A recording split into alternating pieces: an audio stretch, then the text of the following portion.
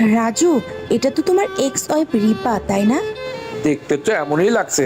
চলো যাই দেখে আসি ভিক্ষা কেন করছে। রিপা, তুমি এখানে এই অবস্থায়, তুমি এখানে বসে কেন ভিক্ষা করছো? রাজু, তুমি? তুমি তোমার কি অবস্থা করে রেখেছো রিপা? তোমাকে ছেড়ে দেওয়ার পরে আমি আমার ফ্যামিলির বিরুদ্ধে গিয়ে সাগরকে বিয়ে করেছিলাম। বিয়ের 1 মাস পরে আমি জানতে পারি সাগর আগে থেকে বিবাহিত ছিল, তার বাচ্চাও ছিল। সাগর আমার সাথে চিট করেছে। আমি যখন সব জানতে পারলাম সাগরকে বললাম যে তুমি তোমার ওয়াইফকে ডিভোর্স দিয়ে দাও, তখন সাগর আমাকেই ডিভোর্স দিয়ে দিয়েছে। এখন আমার কেউ নেই। তোমার একটা ভুল ডিসিশনের কারণে তোমার জীবনটা শেষ হয়ে গেল রিপা। এ তো রিয়া, তাই না? আমাদের কলেজে একসাথে আমরা পড়াশোনা করতাম। হ্যাঁ, তুমি বিয়ে করে নিয়েছো একে?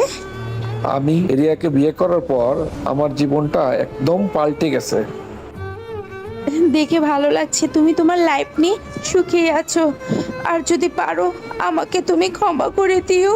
আমি তো তোমাকে অনেক আগেই মাফ করে দিয়েছি। তুমি যদি আমার লাইফ থেকে না যেতে তাহলে রিয়ার মতো এত ভালো মেয়ে আমি পেতাম না। চলো রিয়া।